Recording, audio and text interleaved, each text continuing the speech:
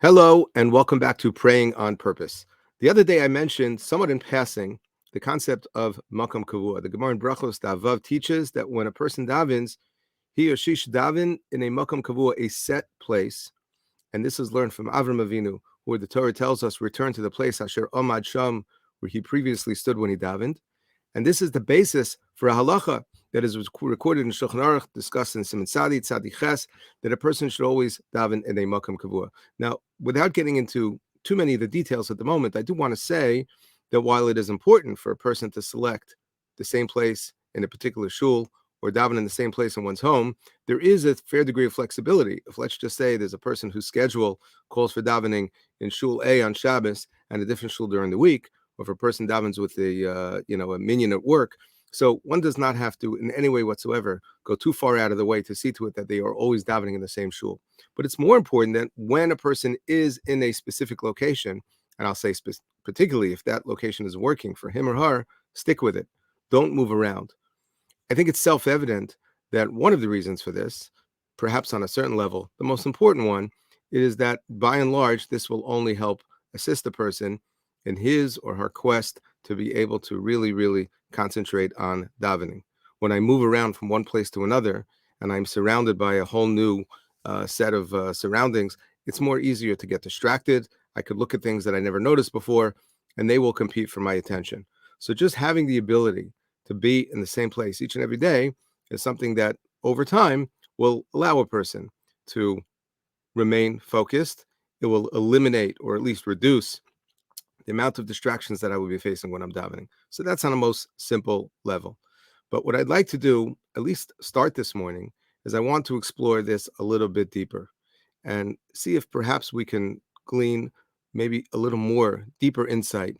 And the Maral in the fourth chapter of the Nesivas Olam, the part where he talks about Nesiv HaAvodah, where he talks about davening.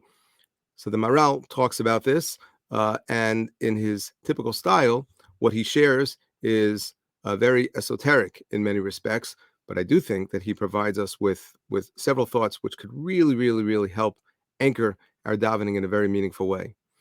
The Maral basically says that one of the reasons why we daven in a makam kavua is because it serves to remind us that there are very, very few things in this world that we can say with absolute certainty remain constant at all times. When you think about it, there are so many aspects of our life that are constantly changing. We ourselves are always moving from one place to another. Our circumstances are always changing. Opportunities that we have and challenges that we face can sometimes move at a very, very rapid pace. The world that we live in today, in many respects, is very different than the world that we lived in a year ago, certainly 10 years ago, and how much more so 100 years ago. And so therefore, a lot of things change. Friends change, the weather changes, styles change. There are many aspects of the culture that change. There are so many things that change. And what we are supposed to do, one of the things that we're supposed to do when we daven, is we're supposed to be able to come back to this place where we can almost connect ourselves to this state of being that is unchanging, that there's a certain constancy, there's a certain endurance. And the concept that HaKadosh Baruch Hu is unchanging, as the Navi tells us, Ani Hashem lo shanisi. Hashem says, I don't change. I am constant. There is nothing about me which changes, can be a very, very important way to sort of anchor ourselves when we daven. Because we are constantly changing, and we are moving, and our thoughts are changing, and hopefully evolving most often in a positive way. But we always need to sort of come back to davening as a way of connecting us to something which is very, very strong, something which is constant, and something which is enduring. What it reminds me of is the Rambam at the end of Hilchos Mezuzah. The Rambam teaches, Chayvadim lizar b'mezuzah, b'pnei shuhi chovas hakol tamid. It says the Rambam, a person is required to be careful, be very diligent when it comes to the performing of the mitzvah of mezuzah, because this is an obligation upon all of us at all times. And then the Rambam says, every time a person enters or leaves the home, Yivga beyichud Hashem shemo shel HaKadosh Baruch Hu. A person encounters, there's a reminder, there's a constant reminder every time I go in and out of this doorway that there's a God in the world. V'yizkar ahavaso, says the Rambam, hopefully I will be reminded at that moment to feel a sense of connection, love to Hashem. V'yeyor mishnaso shkiyosav behevli azman, says the Rambam, it serves as well to subtly, but hopefully very poignantly remind us, wake up. Do not get caught up in the hevel, the shtiyot hazman, the things that distract me from my main purpose in this world. And then says the Rambam, and a person will know she'in davar ha'omed la'olam u'liolamim el yedias tzur ha'olam. A person will be reminded that there is nothing in this world that is truly constant. There are very, very few things that I can say with certainty. This is the way it has always been, and this is the way it always will be, except for this recognition. The fact that HaKadosh Baruch Hu, when the Rambam mentions over here, uses that word tzur to describe HaKadosh Baruch Hu. The word tzur is found within the Torah as being a word which is sometimes used to describe HaKadosh Baruch Hu, and other times it's used to describe literally a rock, and other times it's used to describe the way others refer to their God. But we at times refer to HaKadosh Baruch Hu as tzur. In fact, we do that right before we daven Shmoneh Esrei, tzur Yisrael, and tzur, which means a rock, implies a certain constancy. And the Rambam says, umiyad, when a person comes to this recognition, hu chozer ledaito v'holech bedarchim yesharim. This is something that will help sort of push a person back on the sort of the proper path. Now, it's easier said than done, like many things we say.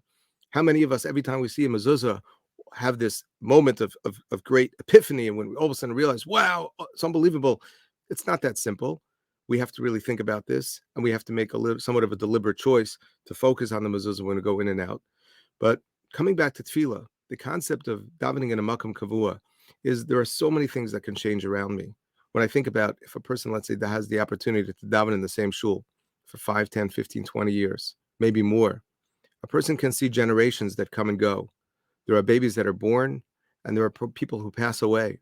There are changes that take place within families, people sitting next to me, major changes that have taken place within their life. People who have come upon great circumstances, become very wealthy. People who unfortunately have suffered some very, very serious personal challenges. So much change. There's so much flux. But here I am, learning from Avram Avinu, every time I daven, to return to the makom asher omad sham, the same place where I was, and I connect myself to the Ribono Shel Olam. And the Maral says, this is a reminder that HaKadosh Baruch Hu is kavua. HaKadosh Baruch Hu is firmly set and established. He doesn't change. He doesn't change. And Chazal tell us, one of the reasons why we refer to HaKadosh Baruch Hu, one of the words that we use to describe Hashem is described as a makom. We say hamakom yirachim aleim, hamakom yinachim eschem. We could talk about that another time. But Chazal tell us that HaKadosh Baruch Hu is called makom because he is makom shel olam. HaKadosh Baruch Hu is the place, the space, so to speak, in which the world exists. This is a deep idea. It's hard to really even define and describe in concrete terms. But on a very simple level, I hope that everybody here can appreciate it. And that is that what we see in the world, this is all part of a reality which is anchored in the constancy, the endurance, the unchanging of HaKadosh Baruch Hu, who, as the Rambam says, is Tzur Ha'olam. This, says the Maral, at least to the best of my knowledge, this, says Maral, is the concept behind Makom Kavua. We daven in a Makom Kavua because we need to remain constantly focused in this place, in this base. That when I daven, I need to remind myself of what it's all about, what I am all about, the things that are most important. And despite that, there are so many things around me and within me that change. Tefillah serves as an anchor and reminding us every time we daven that there are certain things that never change and should not change. And when we can connect to this idea, hopefully, and it can enhance our entire experience of tefillah. So there's more to say on Makom Kavua, and I hope Leonardo to continue this conversation another time. And also, it's important to talk about some of the practical aspects of Makom Kavua. But since I mentioned it the other day, I thought it was worthwhile to spend a few minutes talking about why it is that it's so important that we daven in a Makom Kavua. Thank you very much, and have a wonderful